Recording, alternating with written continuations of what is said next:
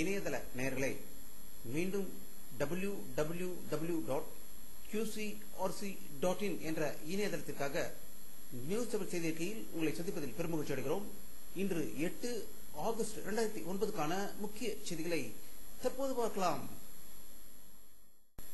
பாரதிய ஜனதா கட்சியின் தலைவர் திரு ராஜ்நாத் சிங் அவர்கள் வெளியிட்டுள்ள ஒரு செய்தி அறிக்கையில் விலைவாசி உயர்வை கண்டித்து வரும் 17ஆம் தேதி பாரதிய ஜனதா கட்சி போராட்டம் நடத்தும் என்றும் 100 நாட்களுக்குள் விலைவாசியை கட்டுப்படுத்துவோம் என்று கூறிய பிரதமர் மன்மோகன் சிங் அவர்கள் இன்று விலைவாசி உயர்ந்திருப்பதை பற்றி அவர் வாயை திறக்கவில்லை என்று கூறியிருப்பதாக டெல்லியிலிருந்து தகவல்கள் வெளிவந்து கொண்டிருக்கிறது.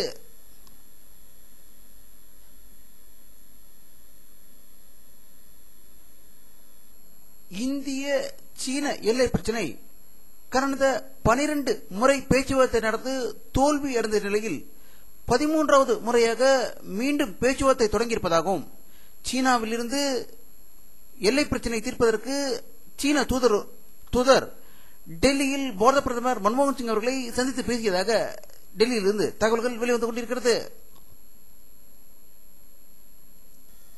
தலைமை தேர்தல் அதிகாரி திரு நரேஷ் குப்தா அவர்கள் மதுரையில் செய்தியாளர்களிடம் பேசுகையில் அதிக வாக்குகளை பெற்றுத்தரும் மாவட்ட செயலாளர்களுக்கு தங்கச்சங்கிலி வழங்கப்படும் என்று மூக்க அழகிரி கூறியிருப்பது குறித்து தகவல்களை செய்தித்தாளில் படித்தேன் என்றும் இது தொடர்பாக யாரேனும் புகார் செய்தால் நடவடிக்கை எடுக்கப்படும் என்று கூறியதாக மதுரையிலிருந்து தகவல்கள் வெளிவந்து கொண்டிருக்கிறது.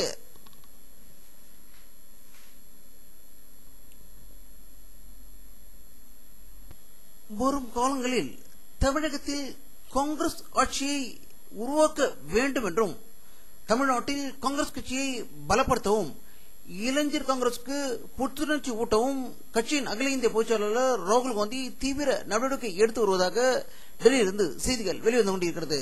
இதைப்பற்றி நம்முடைய அரசியல் வல்லுநரிடம் கருத்து கேட்டபோது இந்தியாவில் மன்னரான திரு ராகுல் அவர்கள் தமிழகத்தில் குறுநில மன்னர்களை உருவாக்க பாடுபடுகிறாரோ என்று எண்ண தோன்றுகிறது என்று அவர்கள் கருத்து வெளியிட்டிருக்கிறார்கள்.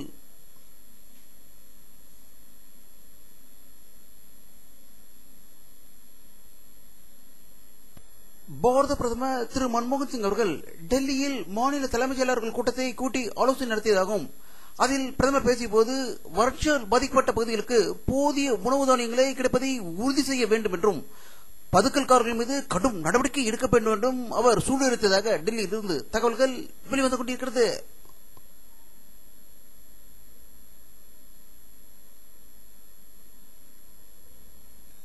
திண்டிவனம் அருகே தேசிய நெடுஞ்சாலையில் 4 மாதங்களுக்கு முன்பு கட்டப்பட்ட புதிய மேம்பாலத்தில் பெரும் பிளவுகள் ஏற்பட்டு விழும் நிலையில் இருப்பதாகவும் இதை பார்த்த மக்கள் அதிர்ச்சி அடைந்ததாகவும் தேர்தலுக்காக அவசரமாக இந்த பாலத்தை கட்டியதால் இந்த நன்மை ஏற்பட்டுள்ளதாக திண்டிவனத்திலிருந்து செய்திகள் வெளிவந்து கொண்டிருக்கிறது. இதை பற்றி நம்முடைய அரசியல் வல்லுநர் கருத்து கேட்ட போது இப்போது அவசரமாக கட்டிய பாலத்தில் விரிசல் விழுந்ததை போல் சட்டசபையை அவசரமாக கட்டி எம்எல்ஏக்கள் தலையில் விழாத இருந்தால் சரி என்று அவர்கள் கருத்து வெளியிட்டிருக்கிறார்கள்.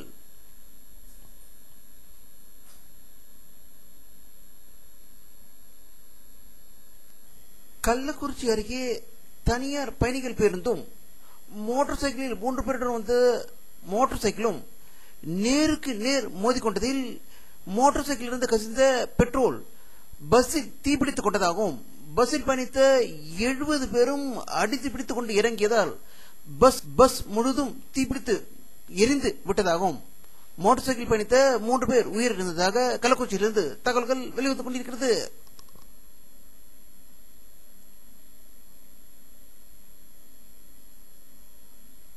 இந்தியாவின் அந்தமான் நிக்கோபார் தீவுகள் அருகே இந்திய கடற்பகுதிக்குள் அத்துமீறி நுழைந்த வடகொரியாவை சேர்ந்த MSN சான் என்ற சரக்கு கப்பலை இந்திய கடலோர படையினர் சிறைப்பிடித்ததாகவும் இதில் 40 ஊழியர்கள் இருந்ததாகவும் இந்த கப்பல் மத்திய கிழக்கு நாடுகளுக்கு சர்க்கரை ஏற்றி சென்றதாக தெரிவித்திருப்பதாக தகவல்கள் வெளிவந்து கொண்டிருந்த நிலையில் இதே போன்ற ஒரு வடகொரியா கப்பல் முன்பு பாகிஸ்தானுக்கு அணு உலைகளை ஏற்றிச் சென்றது குறிப்பிடத்தக்கது.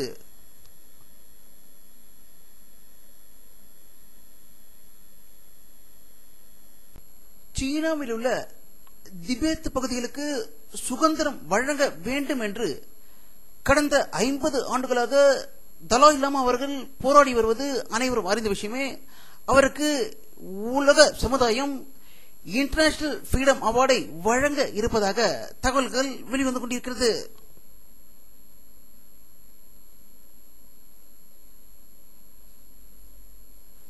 மத்திய பெட்ரோலியத்துறை அமைச்சர் திரு முரளிதர் அவர்கள் வெளியிட்டுள்ள ஒரு செய்தி அறிக்கையில், இந்தியாவில் பெட்ரோல் மற்றும் கேஸ் கிடைக்கும் இடங்களுக்கு முதலீடுகள் செய்து அவற்றை பூமியிலிருந்து எடுக்கும் வேலையில் துரிதப்படுத்த இருப்பதாக செய்தி வெளியிட்டிருப்பதாக மும்பையிலிருந்து தகவல்கள் வெளிவந்து கொண்டிருக்கிறது.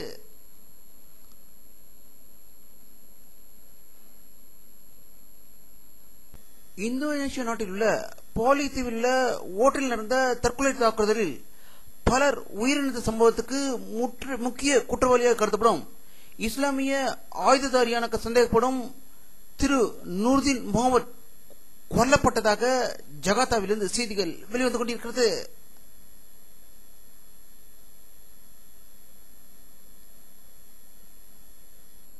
சோமாலிய நாட்டில் அரசு படைக்கும் தீவிரவாதிகளுக்கும் பிரேரேட் துறைமுகத்தில் நடந்த கடும் மோதலில் 17 பேர் கொல்லப்பட்டதாக சோமாலியாவிலிருந்து தகவல்கள் வெளிவந்து கொண்டிருக்கிறது.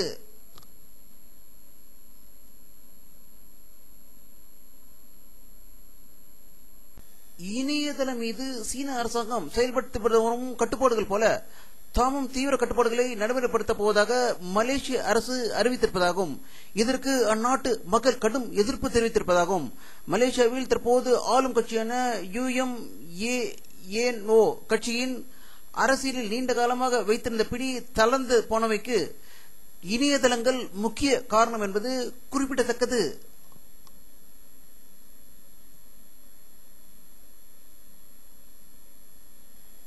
பிரமோஸ் சூப்பர்சானிக் குரூப்ஸ் ஏவுகணையை விரைவில் விமானத்தில் இருந்து செலுத்தும் சோதனையை கூட்டாக மேற்கொள்ள இந்தியா ரஷ்ய விஞ்ஞானிகள் திட்டமிட்டுள்ளதாகவும் இத்தகவலை ரஷ்ய பாதுகாப்பு அதிகாரி அலெக்சாண்டர் லியோனக் தெரிவித்ததாக மாஸ்கோவிலிருந்து செய்திகள் வெளியாகிக் கொண்டிருக்கிறது.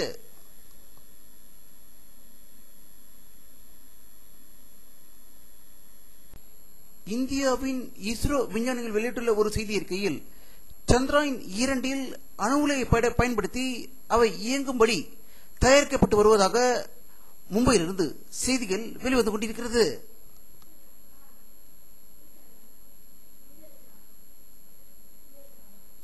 வானிலை அறிக்கை 8 ஆகஸ்ட் 2009 பிற்பகல் 4 மணியில் எடுக்கப்பட்ட சேட்டலைட் புகைப்படத்தை தற்போது பார்த்துக் கொண்டிருக்கிறீர்கள். தமிழகத்தில் மேகமூட்டங்கள் தெரியவில்லை. இன்றும் வெயிலின் தாக்கம் அதிகமாக இருந்ததாகவே தமிழகத்தில் அனைத்து பகுதிகளிலிருந்தும் செய்திகள் வெளிவந்து கொண்டிருக்கிறது.